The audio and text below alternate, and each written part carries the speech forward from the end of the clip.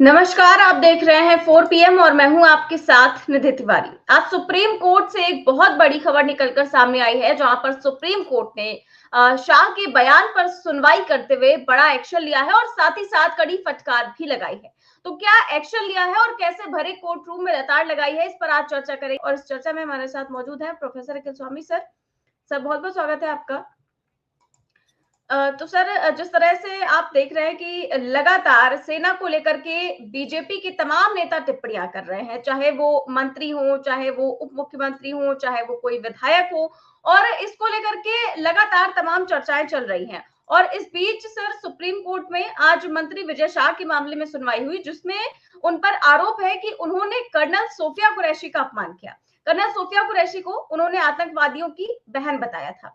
अब इसी बयान को लेकर के इसी विवादित बयान को लेकर के सुप्रीम कोर्ट ने एक बार फिर से फटकार लगाई है और विजय शाह का जो माफीनामा है वो नामंजूर कर दिया है और साथ ही साथ इस मामले में एसआईटी भी गठित कर दी है। तो क्या कुछ खबरें हैं, एक एक कर मैं आपको दिखाती हूँ। सबसे पहले ये खबर देखिए आज तक की कि तुरंत गिरफ्तारी से राहत, लेकिन एसआईटी करेगी मंत्री विजय शाह मामले की जांच। कर्नल सोफिया पर टिप्पणी केस में बढ़ी मुश्किलें। और साथ ही दूसरी जो खबर है वो ये है कि कर्नल सोफिया कुरैशी पर विवादित बयान देने वाले विजय शाह से बोला सुप्रीम कोर्ट, माफी अस्वीकार करते हैं, ये मगरमच्छ के आंसू हैं। आगे जो खबर है उसमें क्या कुछ लिखा हुआ है कि सुप्रीम कोर्ट ने विजय शाह का माफीनामा नामंजूर कर दिया है, लेकिन उनकी तत्काल गिरफ्तारी पर भी रोक लगा दी है। इसके साथ ही मामले की जांच के लिए एसआईटी गठित करने का आदेश दिया है। इस एसआईटी में 3 आईपीएस अधिकारी होंगे, जिसमें एक महिला अधिकारी भी होंगी। अदालत ने मध्य प्रदेश के बाहर के 3 वरिष्ठ आईपीएस अधिकारियों की विशेष जांच समिति बनाने को कहा है। कोर्ट ने कहा है कि इस मामले पर करीब से नजर रखेंगे। इस संबंध में मध्य प्रदेश सरकार को नोटिस जारी किया गया है। अदालत ने कहा कि हम एसआईटी का निर्देश देते हैं एसआईटी गठन करने का, और कि वो इस जांच के नतीजे स्टेटस रिपोर्ट के जरिए पेश करे। इस मामले पर एसआईटी पहली रिपोर्ट 28 मई को पेश करेगी। सुप्रीम कोर्ट ने आगे जो कहा है उस पर भी मैं दिखाना चाहूंगी खबर कि जिस तरीके से ये सारा मामला हुआ उसमें लिखा है कि सुनवाई के दौरान विजय शाह के वकील ने कोर्ट में कहा कि हमने 15 मई के फैसले के खिलाफ दूसरी एसएलपी दाखिल की है और याचिकाकर्ता माफी भी मांग चुके हैं। विजय शाह के विवादित बयान पर माफी मांगते हुए एक वीडियो जारी किया गया था। जस्टिस सूर्यकांत ने कहा कि हमने आपका वीडियो मंगवाया है, हम देखना चाहते हैं कि किस तरह की आपने माफी मांगी है। माफी का कोई मतलब होता है।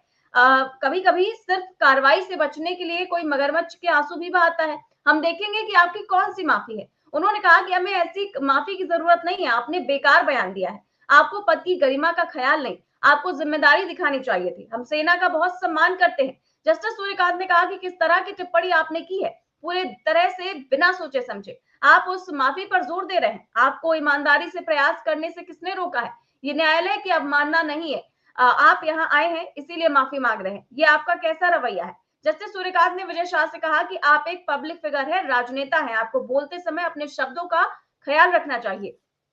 हमें यहाँ आपका वीडियो दिखाना चाहिए। मीडिया वाले वीडियो की गहराई में ही नहीं जा रहे हैं। आप वहां मंच पर खड़े हैं और जिस तरीके से उन्होंने साफ तौर से कहा है कि जो मीडिया वाले हैं वो भी जो है वो सही से दिखा नहीं रहे हैं, और साफ तौर से उन्होंने इस बयान पर जोर दिया है कि किस तरह की टिप्पणी आपने की है बिना सोचे समझे।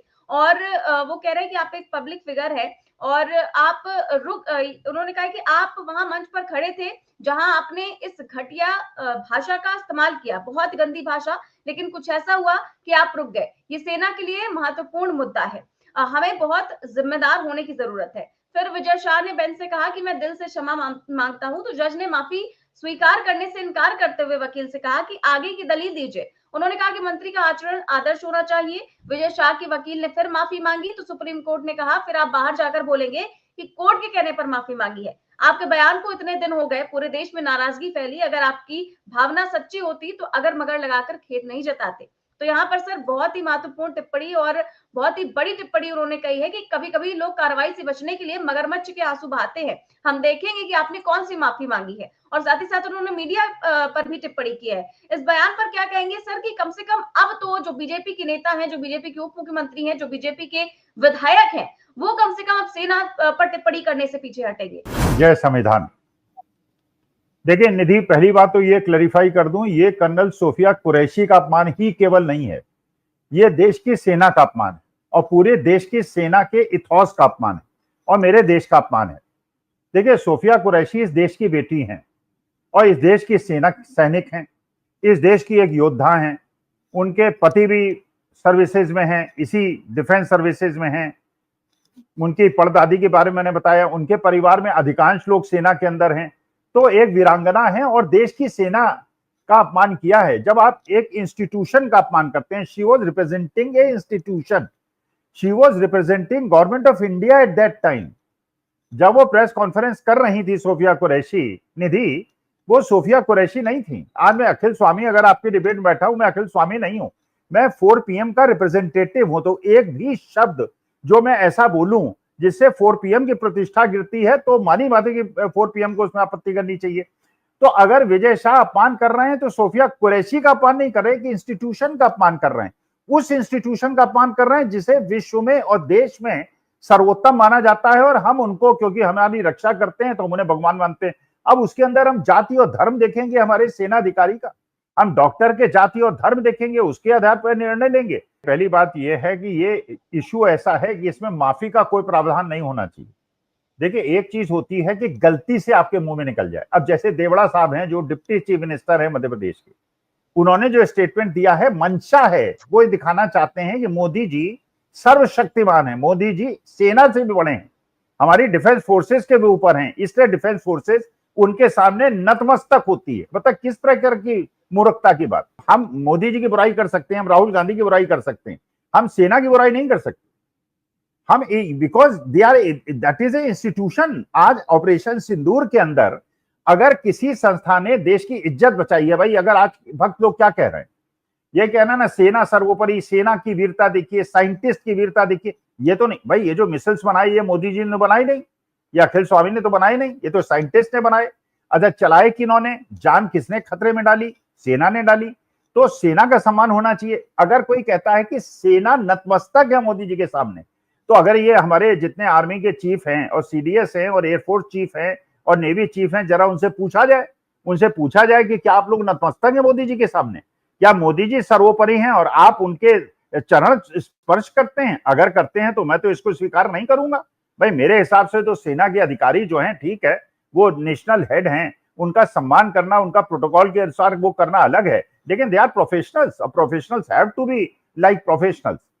तो ये जो बात हो रही है, ये बिल्कुल ये माफी योग्य नहीं है, इनको दंड मिलना चाहिए। और ऐसे 2-4 देवड़ा साहब को दंड मिल जाए, विजय शाह को दंड मिल जाए, ऐसे 2-4 लोगों को दंड मिल जाए, आगे लोगों की हिम्मत नहीं पड़ेगी इस प्रकार की टिप्पणी। निशिकांत दुबे को दंड मिल जाए, और निशिकांत दुबे को दंड मिलने के बजाय हो क्या रहा है, वो सर्वोच्च न्यायालय के खिलाफ टिप्पणी कर रहे हैं, उनको डेलीगेशन में भेजा जा रहा है। और कहां भेजा जा रहा है? मुसलमान देशों में भेजा जा रहा है। इतनी मूर्खता। और शशि थरूर साहब स्वीकार कर रहे हैं निशिकांत दुबे के साथ जाना। भाई यहां तक तो मुझे बात समझ में आती थी, शशि थरूर को इंटरनेशनल रिलेशंस के बारे में पता है, उनका यूज किया जाए, लेकिन शशि थरूर को इसी बात से इनकार कर देना चाहिए। शशि थरूर को, मैं निशिकांत दुबे के साथ नहीं जाऊंगा, इनको टीम से निकालिए या मैं रिजाइन करता हूं। I will not accompany Nishikant Dubey, क्योंकि निशिकांत दुबे जिस डेलीगेशन में बैठेंगे और सामने मुसलमान प्रतिनिधि बैठेंगे, वो कहेंगे तो वही व्यक्ति है जो मुसलमानों को गाली देता है, इसके इस डेलीगेशन में तो हम इसे स्वीकार करते हैं। अच्छा, उधर आपने अशोका यूनिवर्सिटी के एक मुसलमान प्रोफेसर को गिरफ्तार कर लिया, वहां पे तो माफी मांगने का आपने मौका नहीं दिया। भाई गलती अगर उसने की, मैंने तो उस ट्वीट को देखा, उसमें तो कोई गलती नहीं है। वो तो केवल ये प्रश्न पूछ रहा है कि भाई जो अन्याय होता है वो धर्म और जाति देख के उसका विरोध क्यों होता है? विरोध होना चाहिए, सबका विरोध होना चाहिए। और आर्मी ऑफिसर्स के खिलाफ टिप्पणी तो बिल्कुल अक्षम्य होनी चाहिए, उसको तो माफी का कोई प्रावधान ही नहीं होना चाहिए।